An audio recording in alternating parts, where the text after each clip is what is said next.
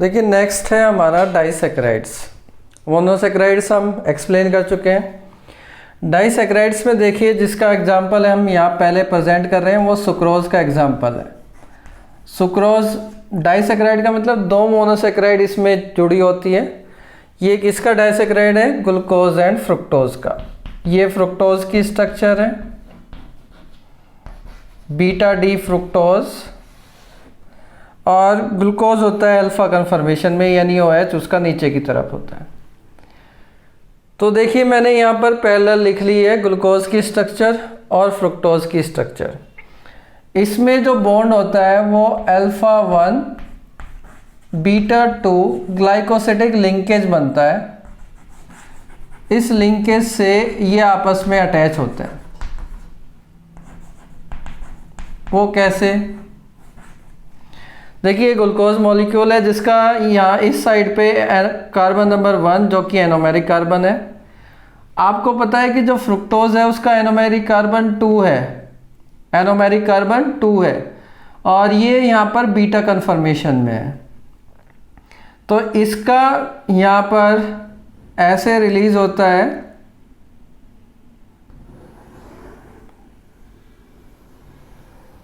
कि bond formation के time पर इसका OH और इसका H निकल जाएगा, और निकलने के बाद ये यहाँ के इनके बीच में लिंकेज बन जाएगा। इस लिंकेज को बोलते हैं हम अल्फा 1 बीटा 2 लिंकेज। क्यों बोलते हैं? क्योंकि यहाँ पर इस बॉन्ड फॉर्मेशन में ग्लूकोज का 1 कार्बन इन्वॉल्व है और फ्रुक्टोज का 2 कार्बन है। तो अल्फा क्योंकि ग्लूकोज की फॉर्म है अल्फा, और जो बीटा है वो आपकी जो फ्रुक्टोज की फॉर्म है बीटा, और इसका 2 कार्बन, इन दोनों के बीच में बॉन्डिंग हो रही है। तो बॉन्डिंग होते टाइम यहाँ पर H2O रिलीज हो जाता है, और H2O रिलीज होने के बाद ये सुक्रोज बन जाता है। देखिए यहाँ पर एक और इम्पॉर्टेंट फीचर्स आता है, यहीं पर मैं बता रहा हूँ कि एक पार्टिकुलर रिएजेंट होते हैं, शायद आपने नाम सुना होगा या आगे सुनोगे केमिस्ट्री में, टोलेंस रिएजेंट और फेलिंग सॉल्यूशन। तो अगर ये टोलेंस रिएजेंट के साथ रिएक्शन कर जाते हैं तो उन्हें हम बोलते हैं रिड्यूसिंग शुगर, और अगर उसको रिड्यूस नहीं करते तो उन्हें हम बोलते हैं नॉन रिड्यूसिंग शुगर। देखिए ग्लूकोज और फ्रुक्टोज की जो एक्टिविटी है इंडिविजुअली वो इसके अल्फा एनोमेरिक कार्बन की वजह से है। मतलब जो कार्बन नंबर 1 है यहाँ पर और यहाँ पर कार्बन नंबर 2 है, यही मोस्ट रिएक्टिव है। अब इसमें क्या हुआ कि ये दोनों ही बॉन्ड बनाने में इन्वॉल्व हो गए, यानी कि इनकी एक्टिविटी यहाँ पर कम हो गई, या हम कह सकते हैं कि इनके पास जो फंक्शनल ग्रुप है रिएक्ट करने के लिए वो यहाँ पर अवेलेबल नहीं है। तो अगर दोनों एनोमेरिक कार्बन दोनों के यूज हो गए यहाँ पर सुक्रोज बनाने में, तो जो हमारी सुक्रोज है वो नॉन रिड्यूसिंग शुगर है, यानी अब वो फेलिंग सॉल्यूशन और टोलेंस रिएजेंट को वहाँ पर रिड्यूस नहीं करेगी। तो सुक्रोज हमारा बेस्ट एग्जांपल है किसका है? Non reducing. और नॉन रिड्यूसिंग का मैंने बताया कि जहाँ पर आपके दोनों एनोमेरिक कार्बन किसी डाइसैकेराइड में बॉन्ड बनाने में यूज हो गए वो कम रिएक्टिव होती है, यानी नॉन रिड्यूसिंग शुगर होती है। अब मैं इसके आगे आपको एग्जांपल बता देता हूँ कि माल्टोज का फॉर्मेशन कैसे होता है और माल्टोज में कौन सा बॉन्ड बनता है, कौन सा लिंकेज बनता है। अब मैं ये स्ट्रक्चर शो कर रहा हूँ कि माल्टोज कैसे बनता है। पहले डाइसैकेराइड हमने देखा सुक्रोज कैसे बना, अब माल्टोज देखते हैं कि कैसे बनता है। देखिए माल्टोज एक डाइसैकेराइड है, हमें पता है, और ये 2 ग्लूकोज मॉलिक्यूल इसमें जुड़े होते हैं। तो देखिए कैसे बॉन्ड बनता है इनमें। ये ग्लूकोज का मॉलिक्यूल है जिसका एनोमेरिक कार्बन इधर है और कार्बन नंबर 4 इधर है। ये दूसरा ग्लूकोज का मॉलिक्यूल आएगा, और ये दोनों अल्फा ग्लूकोज है, ये भी अल्फा ग्लूकोज होगा, इसका एनोमेरिक कार्बन इधर है और कार्बन नंबर 4 इधर है। तो यहाँ पर जो कार्बन नंबर 4 पर ये जो सेकंड मॉलिक्यूल है इसका OH है, और यहाँ पर जो पहला मॉलिक्यूल है इसका कार्बन नंबर 1 है। तो यहाँ पर इसका OH और इसका OH और इसका H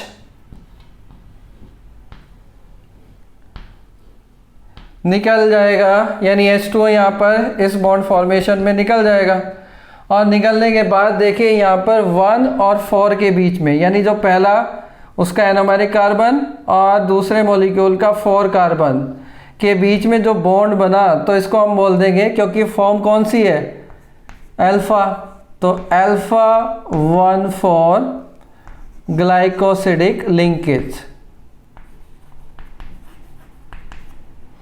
तो इसमें कौन सा बॉन्ड बना, अल्फा 1,4, क्योंकि पहला जो ग्लूकोज है वो अल्फा फॉर्म में है और उसका एरोमेरिक कार्बन 1 है जो बॉन्ड में इन्वॉल्व हो रहा है, और जो सेकेंड ग्लूकोज है उसका कार्बन नंबर 4 यहाँ पर बॉन्ड में इन्वॉल्व हो रहा है। तो इन दोनों के बीच में जो बॉन्ड बना H2O के निकलने से, इसको हम बोलेंगे अल्फा 1,4, क्योंकि 1 इसका है 4 इसका है और अल्फा इनका कन्फॉर्मेशन है, कॉन्फ़िगरेशन है।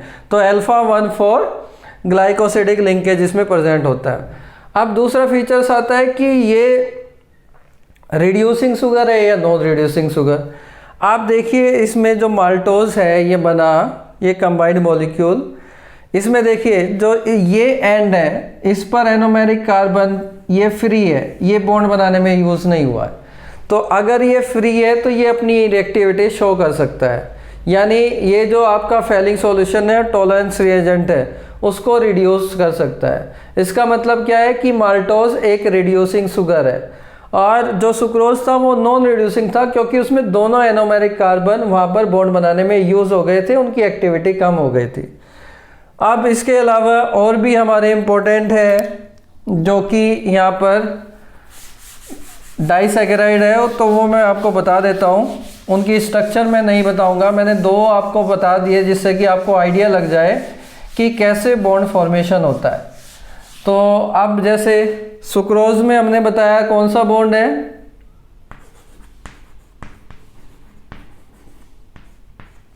सुक्रोज में है अल्फा 1 बीटा 2, और जो हमने माल्टोज को देखा तो माल्टोज में कौन सा है, अल्फा 1,4। एक आपका लैक्टोज है, और लैक्टोज किसका है, डाइसैकेराइड, ग्लूकोज प्लस ग्लूकोज। ये 2 मॉलिक्यूल्स जुड़ते हैं, ग्लूकोज प्लस गैलेक्टोज है इसमें, लैक्टोज में ग्लूकोज प्लस गैलेक्टोज, ठीक है।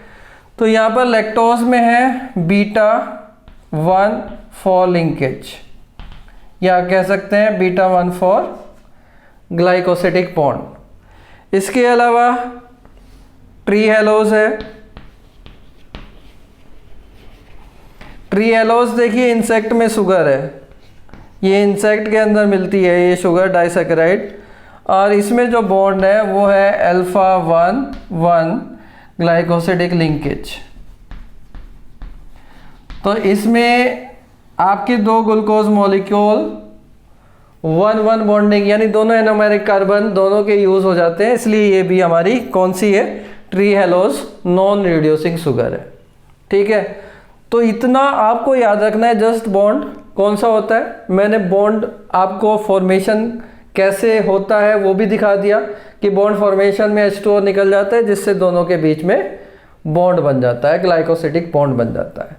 अब इसके बाद हम एक्सप्लेन करेंगे पॉलीसैकेराइड जो कि हमारे कोर्स में है, ठीक है। Thank you.